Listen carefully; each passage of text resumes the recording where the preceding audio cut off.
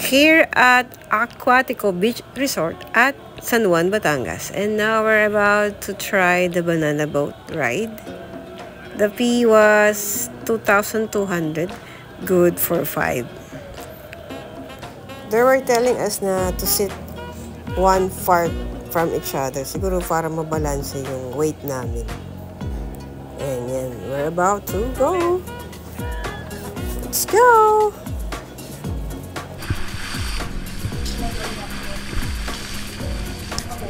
Bago nga pala kami sumakay dito, mag-ride sa banana boat, pinapirma ako ng waiver na if ever mahulog yung GoPro, wala daw silang pananagutan. Kasi nga, ayan, talagang ma-shaky pala tong banana boat. Kasi pag nahulog, bawal talaga magdala ng camera, cellphone. Kasi pwede talagang mahulog. Kaya, ayan, pinapirma kami ng waiver. Pero mas pinili ko siyang dalhin kasi sayang naman yung memory na masasave namin. Yung moment na to, diba? Minsan ka lang nakapunta dito sa Aquatico Resort. Ayan, talagang nagsasalpukan sa mga mukha namin yung alat, eh. Para kang kumakain ng patis, ng toyo. Kasi nga, sumasalpok siya sa mata namin, sa ilong, sa bunganga. Minsan yan, nalulunok ko na eh. Kasi pag sumisigaw ka, hindi mo pigilan yung tubig alat, pumapasok na siya sa bibig mo. Talagang may chance na mahulog yung GoPro sa sobrang current ng jet ski, yung paghila sa amin.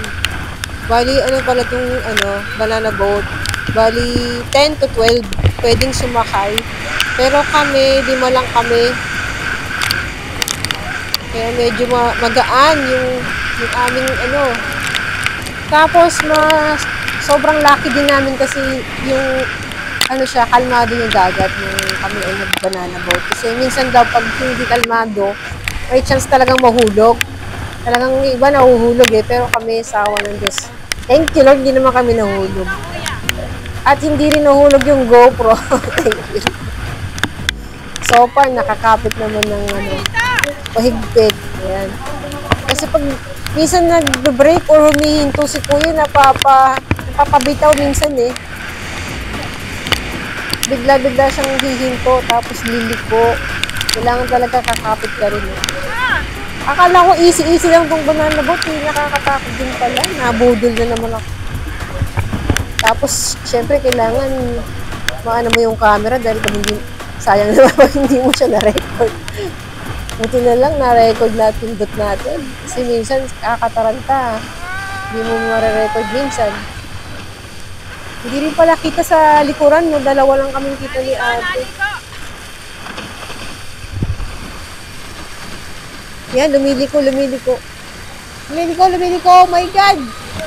Lord! Kailangan yung katawan mo iba. Para ka rin nagbabike. Babalansin mo rin yung katawan mo. Kung saan lumiliko yung banana boat.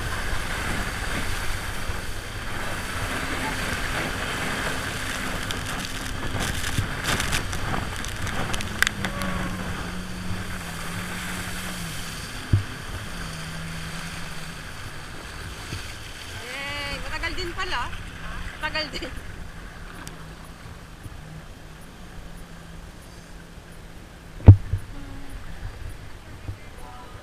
After nito, nako. Parang ayoko na maglakad kasi nanlambot yung tuhod ko. Ikaw ba naman sa unahan? Nakatakot pala sa unahan. Ayoko na sa unahan. Next time, ayoko na sa unahan.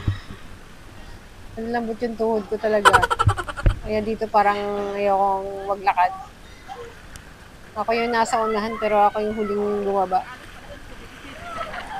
Kasi nga yung tuhod ko nilalambot pa. Ayoko lang magpahalata.